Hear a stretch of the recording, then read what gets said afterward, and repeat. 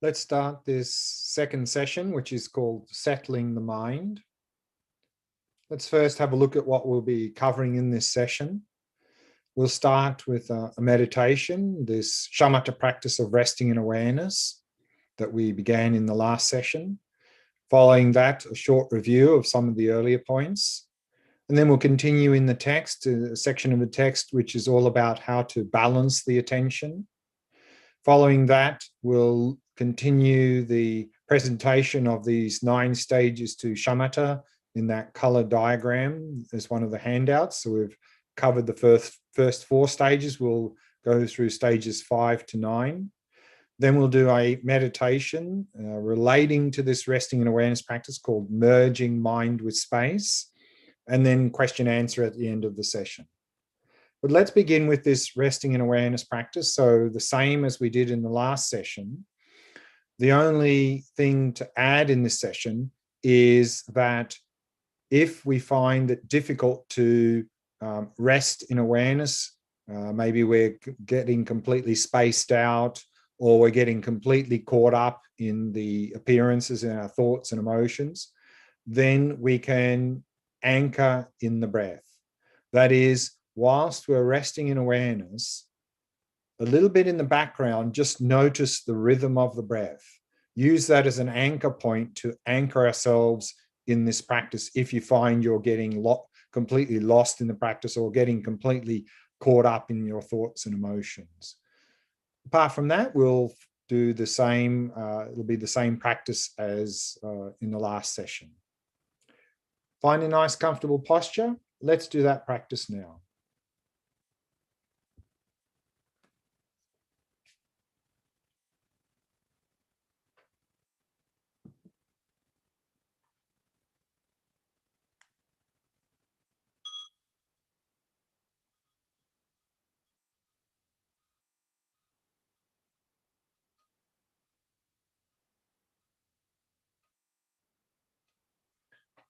We begin by preparing the body. That is, setting up a good posture. Back straight and body relaxed.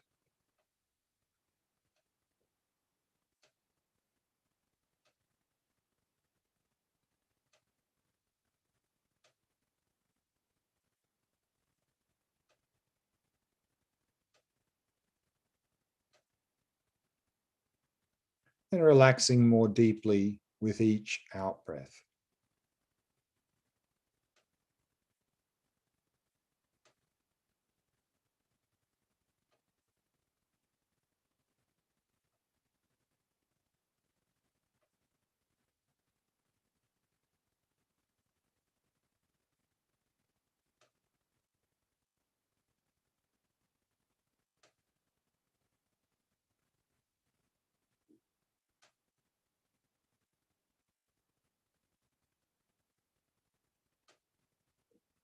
Allowing the breathing to settle into its natural rhythm.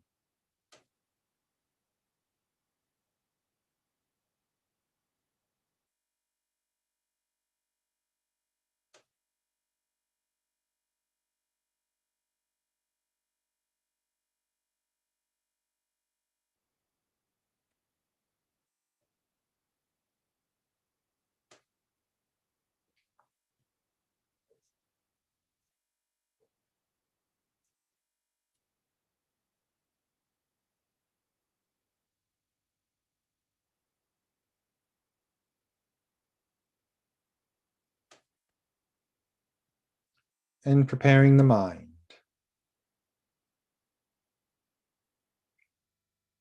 And as the Panchen Lama mentioned in his text, not dwelling in the past, not anticipating the future. In particular, letting go of any expectations for this meditation. And simply allowing the mind to come to rest in the present moment.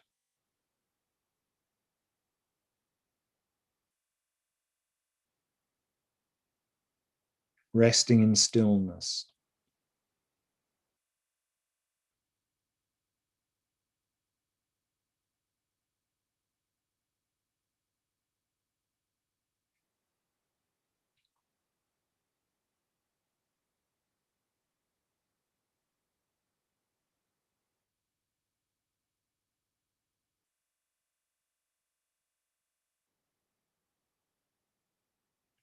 resting your gaze in the space in front of you, keeping the eyes soft and relaxed.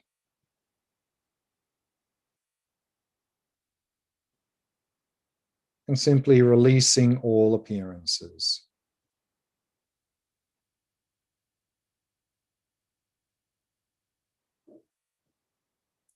And turning awareness in upon itself.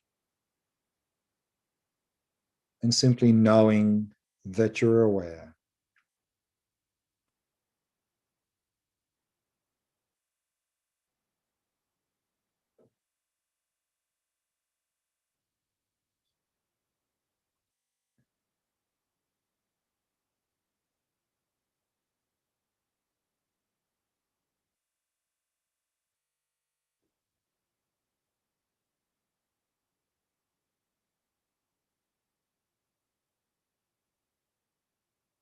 And simply resting in that open, spacious stillness of awareness.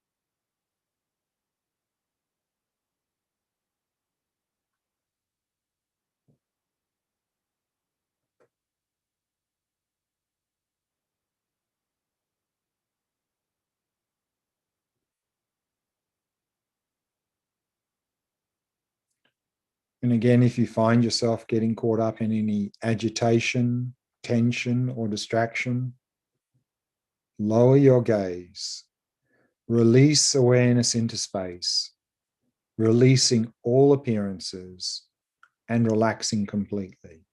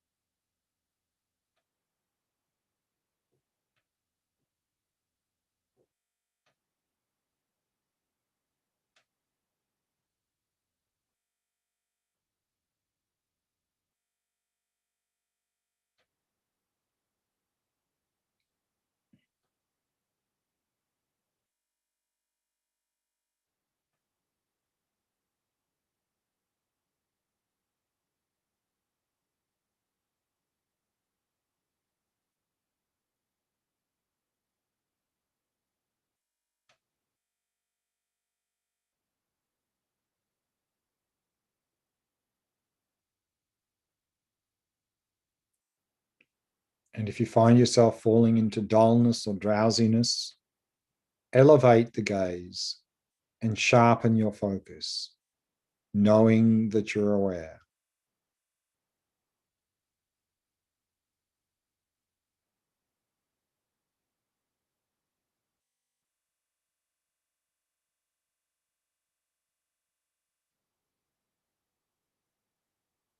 And resting in that open, spacious stillness of awareness.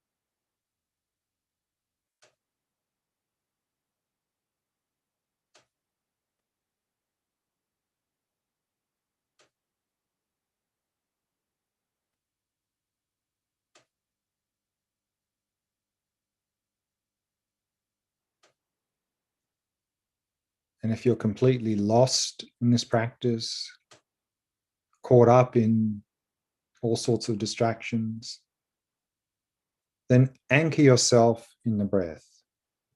That is, notice the rhythm of your breath a little bit in the background.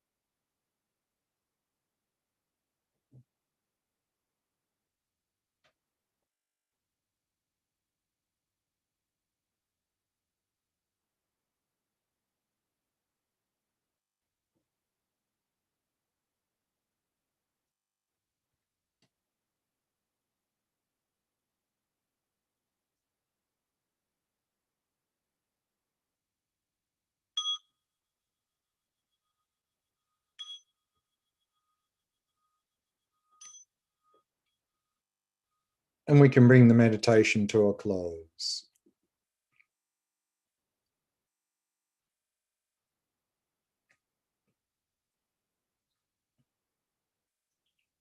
And so just a short review before we move on in the text. We're currently looking at the actual practice in shamatha. And here in the text said, through focusing on what type of object of meditation does one cultivate concentration? And we saw there that in the response in the text is that in shamatha texts, a wide range of options is often listed in possible objects to focus on. But here, because in Mahamudra practice, we focus on the mind in terms of the vipassana, likewise here in shamatha, we also focus on the mind. So that's what we're using here in this shamatha part of the Sutra Mahamudra. But as I mentioned, this many people find very challenging to observe the mind. It's a very subtle object. We're not in the habit of observing our thoughts and emotions. And so therefore, it can be very helpful to initially have some experience with using the breath as the object for shamatha. A little bit easier. You gain a bit of experience there. The mind is a little bit more stable and clear, a bit better mindfulness. Then we have a better chance to get into these practices, but also then to be able to use the breath as an anchor to help us to go further into these practices. And we saw here that we are to simply observe the mind. The conventional nature of the mind is clear and knowing, has clarity and awareness. And we're simply to observe the mind single-pointedly and nakedly, meaning with bare attention, observing the mind directly. And by observing the mind directly in shamatha practice, we come to realize, to see directly the conventional characteristics of the mind, that the mind is clear and has a knowing quality, is aware. And we saw here that when we do this, observing the mind, there are two variations to what we do. One is that whenever thoughts arise, simply recognize them, i.e. observe all the mental events that appear in the mind. The other one is to cut thoughts off completely, not allowing them to continue, meaning we're not, again, this is not blocking thoughts. We can't block thoughts. If you've ever tried to block thoughts or suppress thoughts, it just creates more thoughts. So we're not doing that here. Cutting them off completely means not paying attention to them at all. And rather, we're simply turning awareness in upon itself, knowing that we're aware. So these are the two variations here of observing the mind. Yesterday we did the observing thoughts. Today we're doing the resting in awareness practice. And so that brings us to the next part of the text now. And then it's all about balancing the attention here, this part of the text.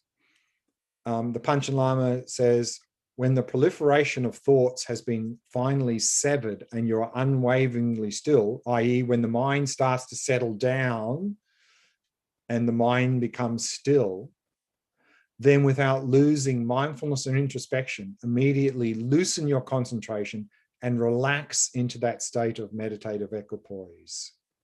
Meaning that we are to loosen and relax to maintain that balance. And this is here a quote we see from Machik Labdron, who is really the Tibetan yogini who really helped spread this chair practice widely in Tibet, a practice that's widely practiced in all the four schools of Tibetan Buddhism. We saw this Machik Labdron earlier in the text about this chair practice. And she says, focus attentively and loosely relax. It is there that the mind can be settled. Now, as I mentioned before, when we focus, we tend to be tense. That's our habit in daily life. And when we relax, we become very dull and drowsy. And so what we're wanting to do in this practice is combine those two. is to be completely relaxed and alert and focused at the same time. It's there that the mind can be settled. And here's another quote then from Saraha, this great 8th century Indian Mahasiddha. And he says, if you relax the mind that is bound by tightness, it will undoubtedly become free. In this way, relax without becoming distracted. So if we have tightness, if our mind is very tight, it actually becomes very agitated, and then a lot more things happen in the mind. And in that same text from Saraha, we see at the bottom another quote. He says, that using an analogy, when tied up, a camel tries to wander in all 10 directions, meaning when you tie a camel with a rope to a stake and tie it firm, then it struggles to get free. But he says, when freed, when you release that rope, then it stays immovable and firm. It doesn't go anywhere, it just stands there. And he says, I have come to understand the mind to be like a stubborn camel, which means if we restrain the mind or restrict the mind or have tightness of tension, we struggle and then it gets unbalanced. Whereas if we simply release that tension in the mind, then it stays immovable and free and focused. So this is how we are to maintain, to balance the attention, to be relaxed and alert at the same time, not to be alert and tense or relaxed and dull and distracted and so forth. And then a little bit more on this balancing the attention here. In his auto commentary, the Panchen Lama says, if your focus is too tight and you think that excitement is arising, relax it a little. If your focus is too loose and you think that laxity is arising, tighten it a little. And so here we find often this balancing of attention in the meditation text. Often they use this analogy of a guitar string, although in the text they call it the string, they use the analogy, a string of a lute, or we can use a modern day equivalent, a string of a guitar. If a guitar string is too tight or too loose, it doesn't play well. Likewise, if our mind is too tight or too loose, it doesn't focus well. If it's too tight, then we get agitated and so forth. So we need to relax it a little bit. If it's too loose, then we start to sink into dullness. We need to sharpen it, tighten it a little bit. So it's this fine tuning of our attention. And then the Panchen Lama goes on to say, by finding a balance between the two, balance between being too tight and too loose, right in the middle, optimal pitch, then the mind is drawn away from the movement of thoughts. But he says, however, it is necessary to be cautious of laxity when there is a factor of stillness. When our mind becomes still, very much a danger that the mind just sinks into dullness. And here he quotes a great Indian Mahasiddha, Master Chandra Goman, regarding this point. He says, if I rely upon exertion, excitement will arise. And if I give it up, laxity will occur. Since it is difficult to find an appropriate balance, what use is there in stirring up my mind? Meaning that even for a great meditator, it's quite difficult to find that exact balance. And that exact balance between being too tight and too loose is only something that we can get through experience. Just like in fine-tuning a guitar string, to fine-tune it perfectly, that only comes through practice. Similarly here, through practice, continued practice, we get to fine-tune our mind better and better and better. And this is actually how we move along these middling stages of shamatha. Yesterday, we saw that in the first 4 stages, we just get completely distracted. We're distracted a lot and we keep coming back. But we saw there by stage 4, now we're focused on the object the entire session without ever completely losing it.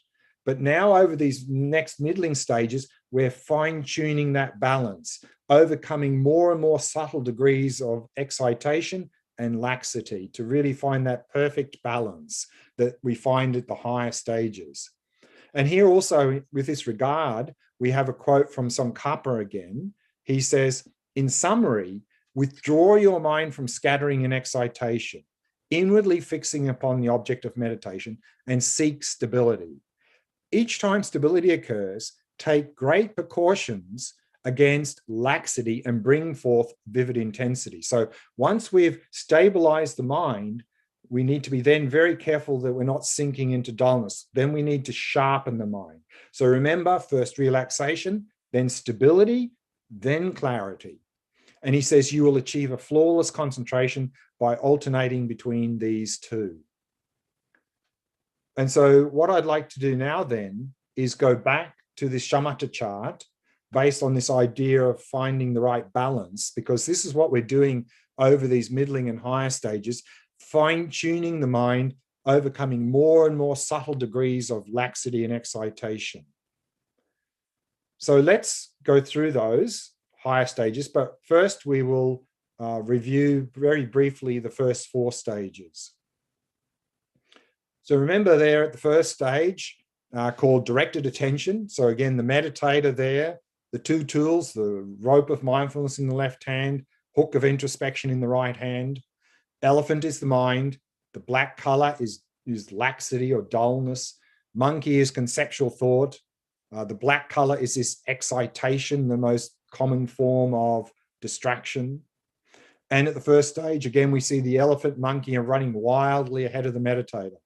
And so what we notice at the first stage is that our mind is completely out of control, that we can only really hold the object for a second or 2 at a time, and we get distracted for long periods of time. That's what we achieve at the first stage through hearing about the practice, knowing what the practice is, putting it into practice. We start to focus on the object. And when we can focus on the object simply for 1 or 2 seconds, we've made it to the first stage. But here at the first stage, there's no attentional continuity on the object. We're distracted for long periods of time. So the main imbalance is this coarse excitation, where we are completely distracted from the object. And this mental engagement here of focus, meaning we need to put a lot of effort to continually refocus on the object. But if we continue to practice, we'll go around the bend here in the road to the second stage, continuous attention. Now we're getting a little bit better in the practice through reflecting and thinking about the practice and understanding it better. We can now at second stage hold the object a bit longer, maybe a minute or 2. But still, if we get distracted, we're still distracted for long periods of time. So there's still a lot of coarse excitation where we get completely distracted. And again, we have to, mental engagement, we have to keep refocusing with a lot of effort on the object. But if we continue to practice, we go around the bend in the road to stages 3 and 4, and we get there through the power of mindfulness. Mindfulness getting a lot better. So much so that at stage 3, which is called resurgent attention, now we can hold the object longer, maybe 5 or 10 minutes at a time. And now if we get distracted, we quickly recognize that and quickly come back to the object. And that's symbolized by the elephant turning the head backwards. But now we saw that the rabbit has come into the picture. That's symbolizing subtle laxity. So now from stage 3, 4, and onwards, we need to start to pick up more and more subtle degrees of laxity and excitation. Otherwise, we'll get stuck and we won't progress further. But now, since we're mainly on the object and we're only distracted for short periods of time, the type of mental engagement now is interrupted, meaning we're mainly on the object, and every now and again we're interrupted by laxity and excitation. Then mindfulness gets even better, so that in stage 4, called close attention, now we can hold the object the entire session without ever completely losing the object. But now some complacency can creep into our practice, because we think because our mindfulness is getting a lot better, then it looks like I'm pretty close to shamatha. I never lose the object. But still, we've got a lot of work to do on the quality of our attention. And so we can have a bit of complacency coming into the practice. But now we've got rid of coarse excitation. We never, ever completely lose the object anymore. But still, we have coarse laxity and medium excitation. And so before we go on to stages 5 and 9, just to review these 3 levels of laxity and excitation, because now over the next stages, we're eliminating more and more subtle levels of excitation and laxity. So by stage 4, we've got rid of coarse excitation. That's where we get completely distracted from the object. But still we have medium excitation, which is where our mind is getting pulled away. We're mainly focusing on something else, but a little bit in the corner of the mind, we're still holding on to the object. And then we're starting to eliminate that at stages 5 and 6. And then at the higher stages, what's left is that we have subtle excitation where we're mainly on the object, but a little bit of background noise there still. And then we finally eliminate that at the very high levels.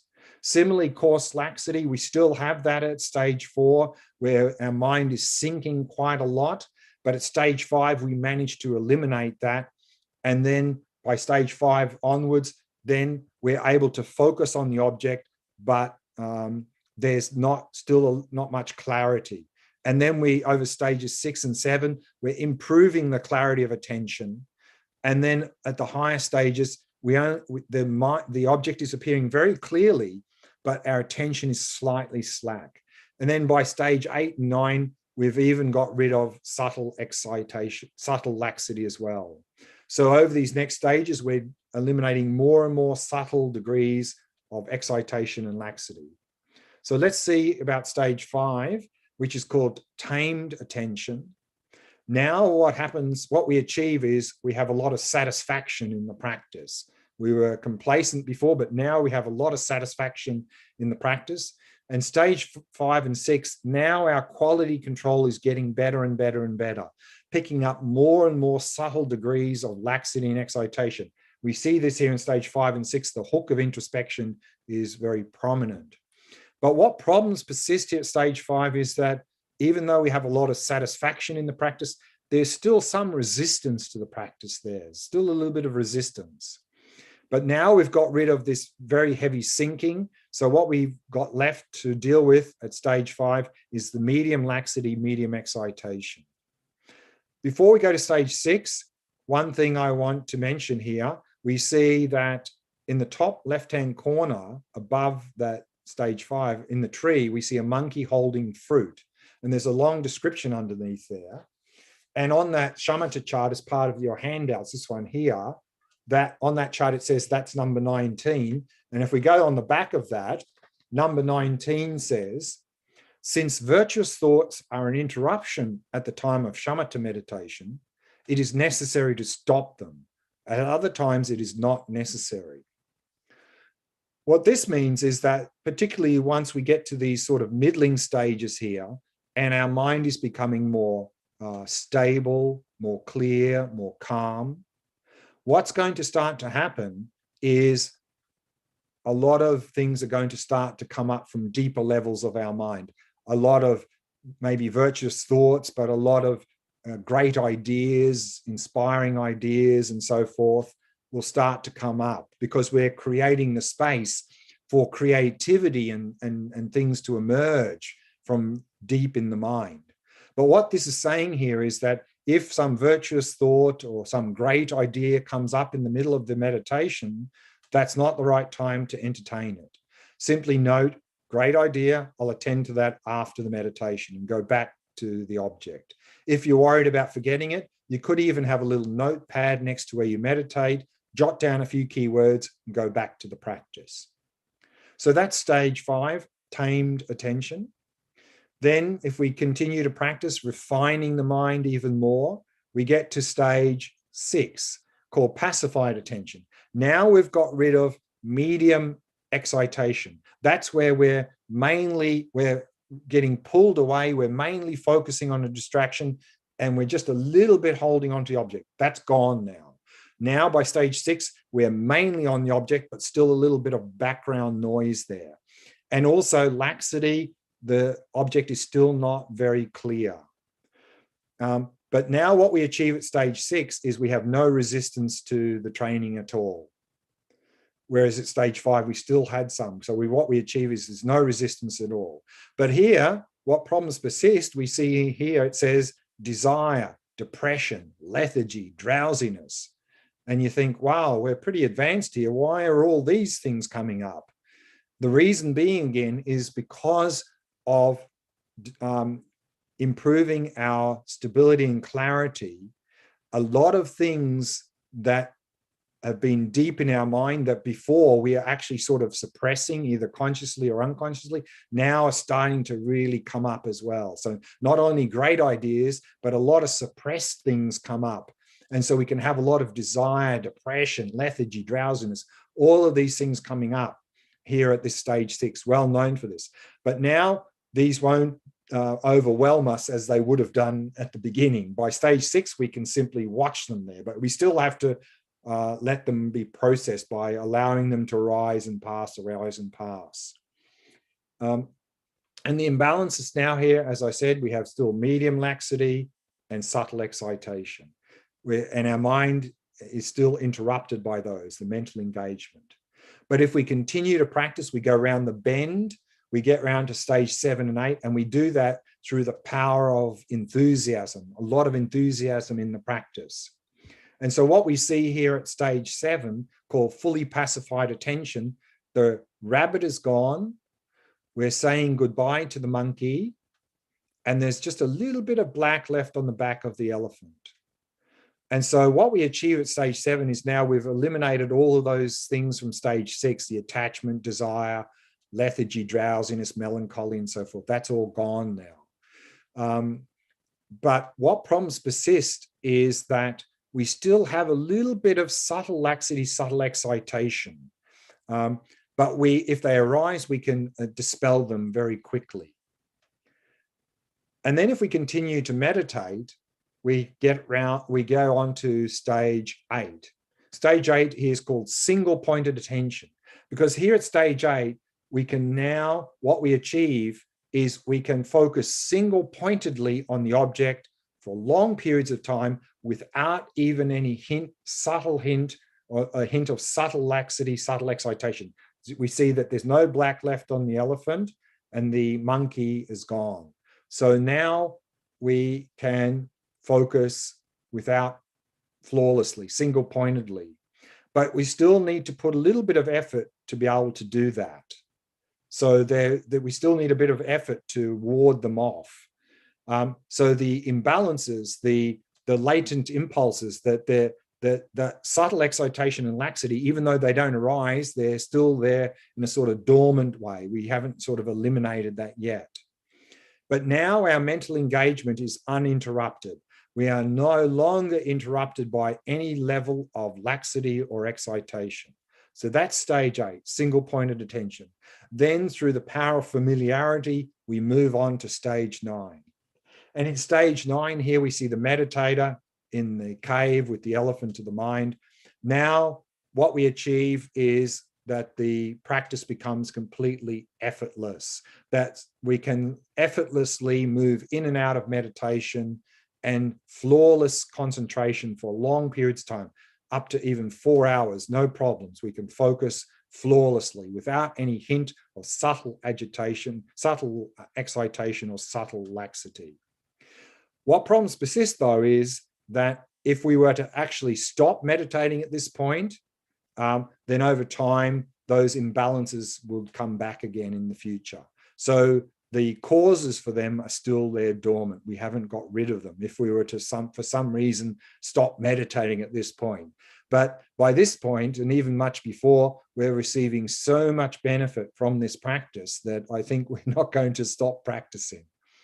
And here, the mental engagement, again, is effortless, completely spontaneous practice. So that is stage 9. We still haven't got to shamatha. What do we need to do to go from stage 9 to shamatha?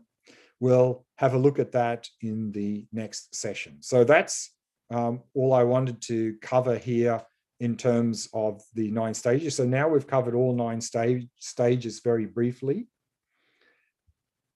And so what I'd like to do is go to the meditation, which is called merging mind with space. Just to explain a little bit about why we're doing this here, is that when we're doing the resting and awareness, as with all practices, all shamatha practices in particular, the basis is relaxation, particularly the resting in awareness. If there's any tightness or tension in that practice, then we're not going to be able to rest in awareness. We'll get agitated, we'll get caught up in all sorts of distractions. But still, our habit is that when we focus, we tense. And also in this practice, we have our eyes open, either partially or naturally open.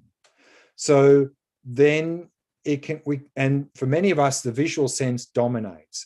So we tend to have a sense that everything is happening from behind the eyes. So even when we're resting in awareness, which is really just open, spacious stillness, we can have a sense, particularly because we're a little bit tense and the eyes open, that awareness is some little thing inside of my head here that I'm resting in. So we're a bit tight and constricted. And so this merging mind with space is a little bit sort of mental gymnastics to help us to let go of that constriction, to let go of that false idea that the mind, our awareness, is some little thing behind our eyes, inside of our head, to really be able to release and to really better be able to rest in that open, spacious stillness of awareness. And so we have some instructions here of how to do this mental gymnastics. I won't read through that because I'll go through it. It's self-explanatory. I'll go through it in the meditation. And so this merging mindfulness with space comes from Padmasambhava. So this is coming within the Dzogchen tradition, but equally applicable here in Mahamudra. So let's do that practice now, merging mind with space, finding a nice comfortable posture. Let's begin.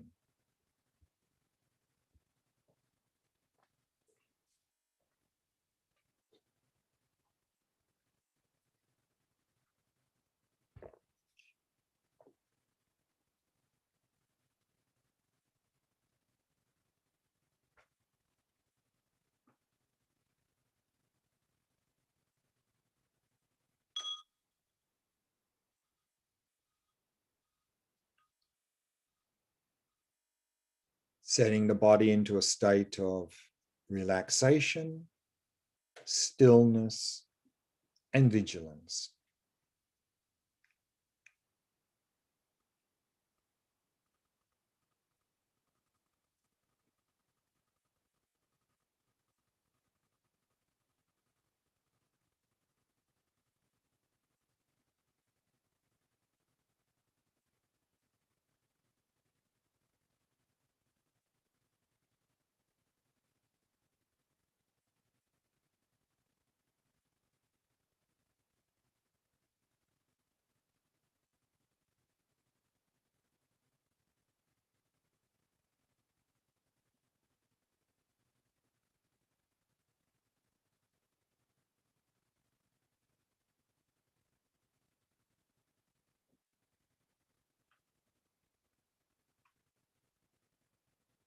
Allowing the breathing to flow naturally and effortlessly.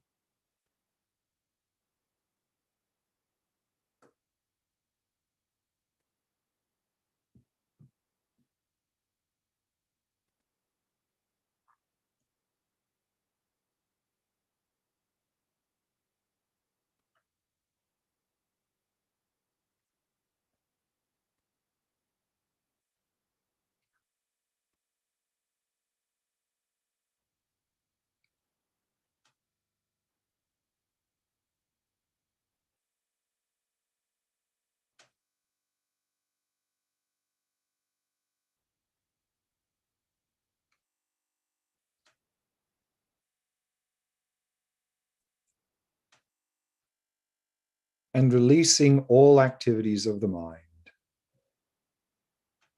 And allow the mind to come to rest. To come to rest in the stillness of the present moment.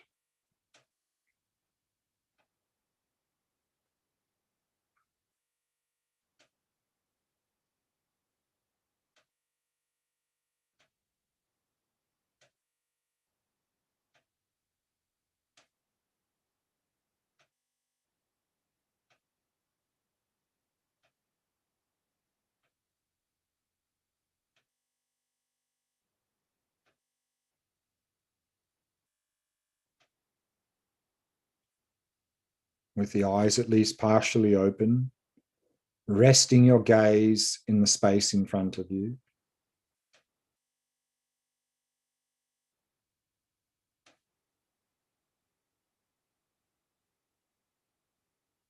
Simply releasing all appearances.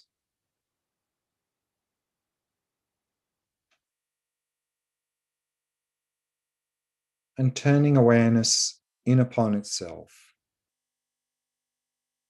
And simply knowing that you're aware.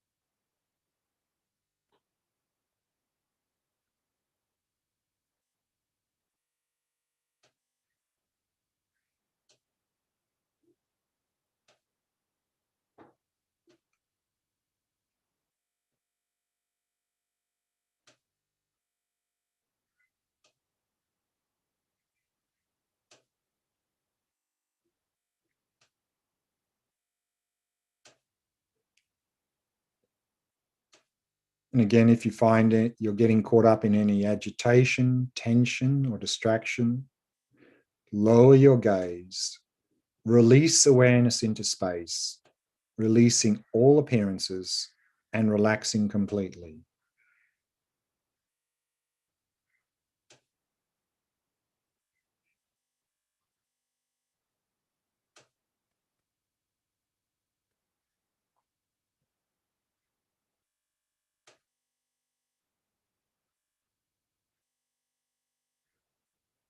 Or if you find yourself simply falling into dullness and drowsiness, elevate your gaze and sharpen your focus, knowing that you're aware.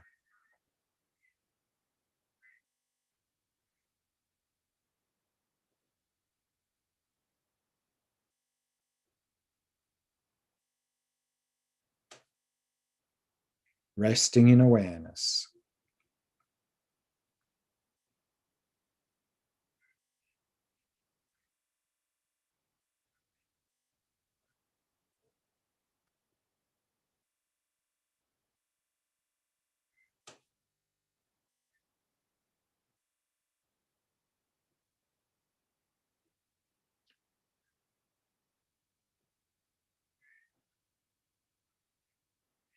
Now direct your attention upwards into space as far as you can go.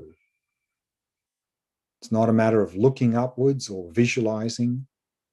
Simply direct your attention upwards as far as you can go.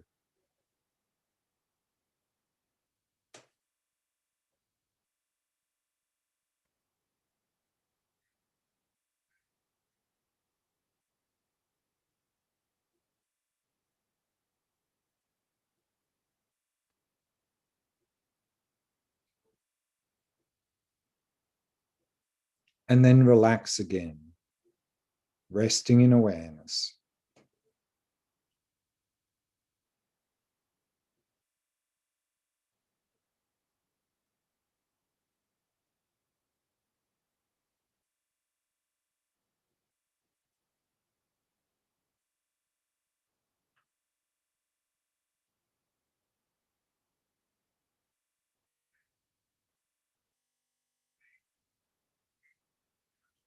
And now direct your awareness out to your right, out into space as far as you can go.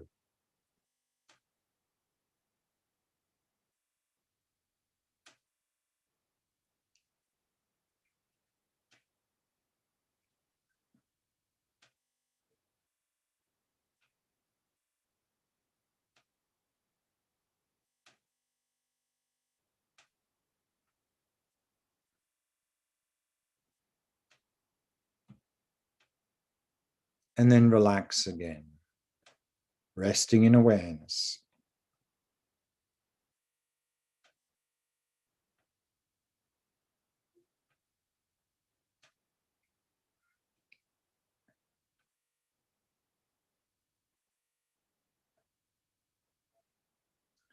And now direct your awareness out to your left, out into space as far as you can go.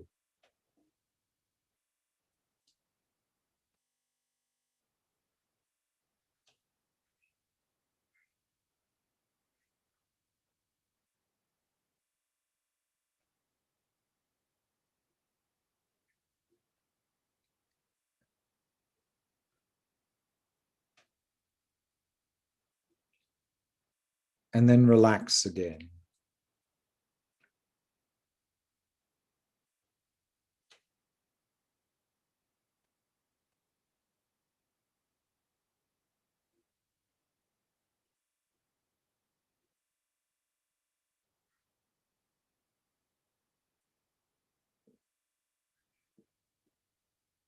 Now direct your awareness downwards into space as far as you can go.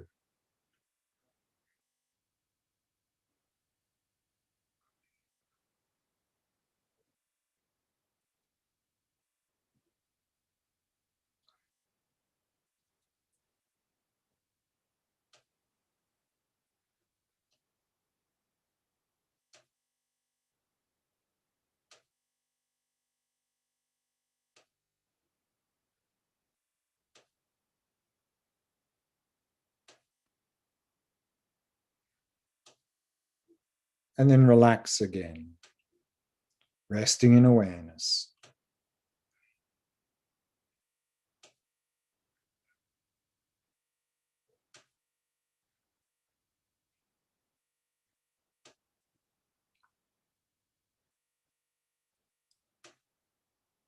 And then allow your awareness to descend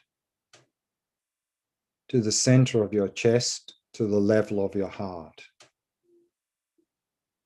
Not looking downwards, not visualizing. Simply allow awareness to descend to that point and leave your awareness there.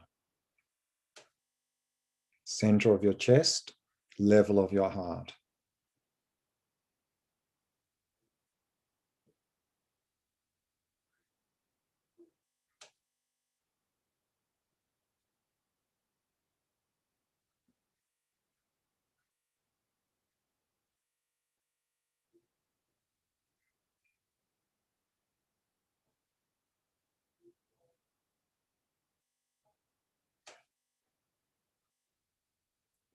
And then release your awareness out into space in all directions.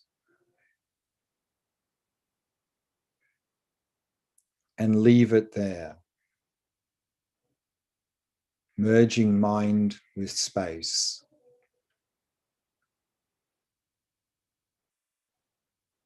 In all directions.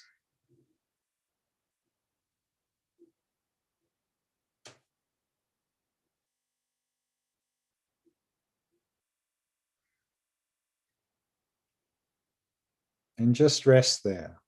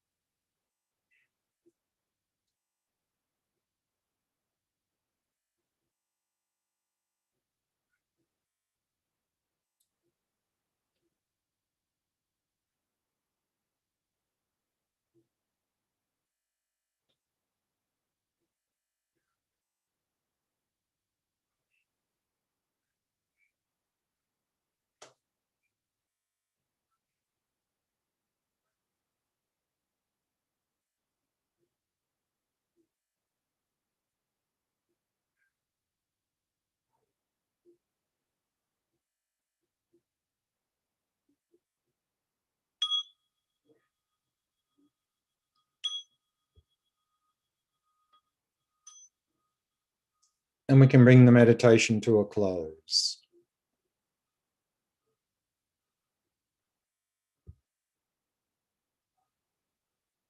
Time for some question and answer now. Do we have any questions, Shia? Yes, we have a few questions also from the last session. Sure. First one from Iki. You mentioned that introspection is better translation than alertness. But don't we need all the three: mindfulness, introspection, and alertness? But here the word alertness is a translation for introspection. So introspection is quality control, and introspection needs to be closely monitoring the body and the mind, particularly monitoring mindfulness. Are we falling into dullness or distraction? And sometimes people translate that sampajana as alertness. We need to be alert for mindfulness, for dullness and distraction. That's true, but the problem is the word alertness is also referring to things outside of ourselves that we need to be alert about outside. So what I'm saying is that the word alertness and vigilance, we need to be alert and vigilant to be able to monitor the mindfulness for sure. But the word alertness and vigilance is also with respect to, it's too, what I'm saying is that that translation to translate sampajana as alertness or vigilance is too broad. Because here we're only being alert and vigilant with respect to things within ourselves, particularly within our own mind, not alert and vigilant about things outside of ourselves, which we also need to be. So therefore, introspection is a more closer, correct translation, because we are looking inwards at the state of our own mind and the state of our own body. Whereas alertness and vigilance we can also use to describe things outside of ourselves. That's all. So yes, we need to be alert and vigilant, but that is implied in the word introspection. Thank you. Next question from Orna. Observing the mind, I report myself and try to be calm. But then there is tension created. Should I try labeling? Yeah. When observing the mind for many people, for many of us in the modern world, is not easy because we don't have a habit of observing our thoughts and emotions. Our strong habit is that whatever comes up, we get caught up in it and we follow our stories, or if it's unpleasant, we try and suppress it. And so therefore, we know that it's difficult for us to observe. And so our natural tendency is to tense, because we think if we don't tense, I'm just going to get swept away in my thoughts and emotions. So this practice of observing thoughts, if we haven't really established a basis in relaxation, we can really get wound up get really wound up in this practice and get very agitated, very tense, very quickly. And so therefore, to really establish that basis in relaxation, and then what can help us to avoid getting swept away, one thing that we introduced was anchor ourselves in the breath, to really focus mainly on the breath and just a little bit focusing on thoughts and emotions, and that anchors. But another one thing we can do, which was mentioned in this question, is labeling, is that when some mental event comes up, give it a name. And I think I mentioned this in one of the earlier meditations, actually. Give it a name, but don't label the contents. For example, if a thought, let's say you're getting angry at John, that's what's coming up in the mind. Don't label that angry at John, because then we're still focusing on John and we'll just get more angry. So rather than, if the event is I'm getting angry at John is coming up, then just go anger. So don't mention the contents, because if as soon as you mention the contents, then it'll probably, that's precipitating the anger, that'll probably just make it go longer, further. So rather just label it anger or thought, memory, image, frustration, whatever. And so some bit of labeling, we turn that mental event into an object, then we have some space from it, and then we're actually sort of free of it. So you might like to try a little bit of labeling also to help get some space to not get swept away. So both labeling and anchoring in the breath can be effective short-term strategies to help us to get into this practice. But again, this will only work on the basis of relaxation. So really first establish that basis in relaxation to avoid that tension. But then to help get in the practice, then labeling and anchoring in the breath can be very helpful, yes. Thank you. Mm-hmm. Question from Benny. Mm-hmm. How long should we practice with the object of breath before we move to shamatha without an object? When can we know that we are ready to move to the next step? I wasn't suggesting that we have to start with the breath when I talked about that before. What I was suggesting is that for many of us, observing thoughts or even the resting in awareness is quite challenging, and therefore it might be helpful to start with the breath. But actually, some people are very strongly drawn to either observing thoughts or particularly the resting in awareness from the very beginning. So if you're strongly drawn to these practices and you can start to get into these practices, then you can do that from the very beginning. You don't have to start with the breath. But the reality is, particularly for the observing thoughts, not so easy for many people. And then to have a little bit of experience with the breath before we get into that can be helpful. How long to work with the breath? That really depends a little bit on where we are and how much or how little attention skills we have, how much our mindfulness is developed or not. And so I think if you find that you can then start to get into the practice of observing thoughts, then just start there. If you really can't, if it's a completely a lost cause, then you could even stay with the observing thoughts practice, but then like I said, anchor yourself in the breath. It's not like, oh, this thoughts doesn't work, so forget about that. Let me go off for 3 months and focus on the breath. You may find if you really want to go into this sort of Mahamudra style of practice, then you may find that you can still a little bit focusing on the thoughts or resting in awareness, but mainly, like I said, anchoring yourself in the breath. So have that as sort of the main part of your practice, but a little bit in the corner, noticing your thoughts and emotions. And so you can do that. And then once you start to notice that you can start to observe thoughts and emotions a bit better and not get swept away, then start paying a little bit more attention to them and a little bit less to the breath. And eventually we can let go of the breath altogether. So that's also another strategy that we can use. Thank you. Another question from Tom. Mhm. In what way the relaxation asserted by Saraha and Labdorn is different than the relaxation you emphasized at the quality of shamatha practice?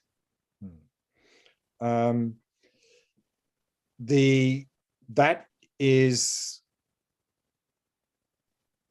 presented in the context of already focusing well, and we're already focusing on stillness, that the mind, a lot of thoughts have settled down. And so what this is emphasizing is that when the mind is really settled down, then we need to really relax even further to maintain that stillness. What I was mentioning was that at the very beginning of the practice, there's not really so much talk about relaxation, because I think historically people were quite relaxed already, so it didn't need to be talked about. Only here in the text it comes already. I mean, already at that point we're quite advanced. Well, not advanced, but we've certainly gone into the practice substantially, to the point where now our mind is really becoming very quiet and still. And now is the time to relax even more. So it's still relaxing, and the relaxing is something that will deepen the further we go. So all I was saying is that as a beginner, we really need to emphasize relaxation because we're way too tight and tense. But certainly as we go deeper into the practice, we need to keep relaxing more and more and more and more. And so in the text here, it was mentioning at that stage in the practice where the mind is starting to become still, then to really emphasize even more relaxation, because that is really where we can keep going in the practice. We can go deeper and further into the practice. So it's talking about the same relaxation, but we're going through many layers of that relaxation from the beginning, in the middle, and even at the end. So we'll find that the further we go along shamatha, the more and more relaxed we'll become, and the more and more relaxed we'll need to be to go deeper into the shamatha practice. Thank you. Another question from me. The practice of merging mind with space, from which text is it taken from? That's Padmasambhava. I think it's from his Natural Liberation text from memory. Yeah, I think it's Natural Liberation. Okay, thank you. I think no more questions for now. We've still got 1 or 2 minutes if there's one more question, otherwise we'll break there. So maybe we'll wait a minute and see if there's a question.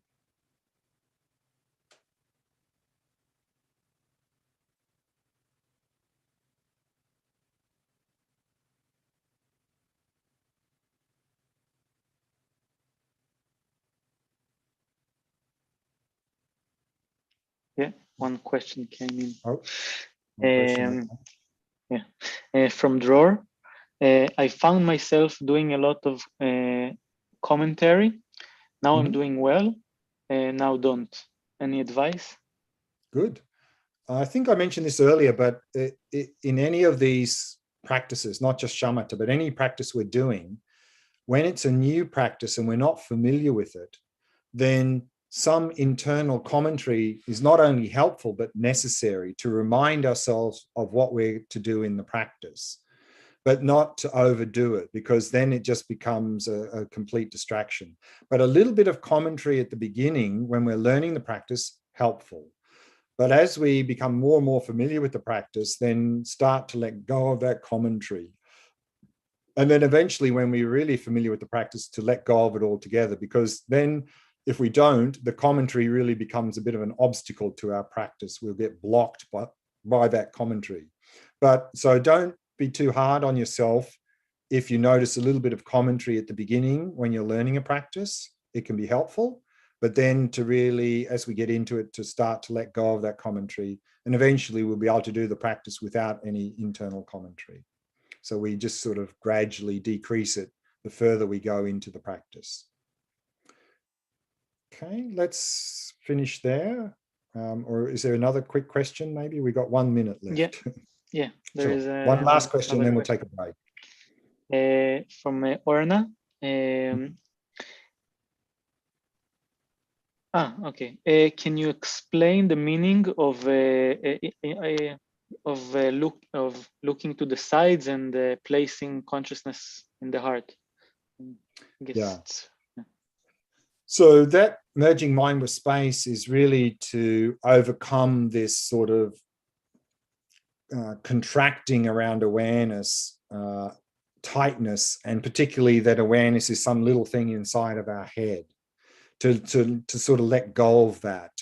And also it can help to move into Vipassana, because we're releasing grasping, and just by merging mind with space, that could help us to gain an insight into the nature of mind. But the main purpose here, I think, is to really release that tightness and tension and grasping onto the awareness being some little thing inside of our head. So we're just sending it upwards, left, right, down, and so forth, to really that sort of mental gymnastics.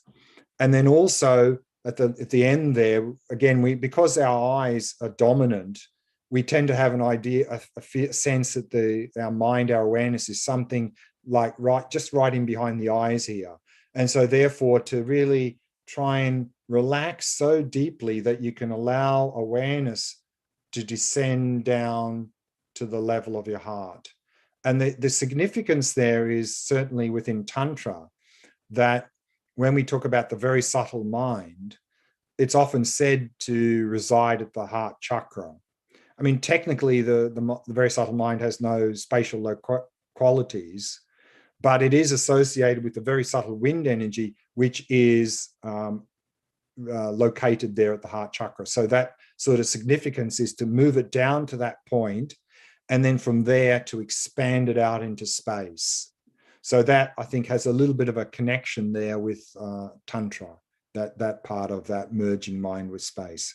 But again, here, I think within the context of shamatha, the merging mind with space can be very helpful in releasing that tightness, releasing the grasping, and then also provide us a very good basis for then going into Vipassana practice, nature of mind practice, from that place of merging mind with space. Okay, let's stop there. It's time for a break.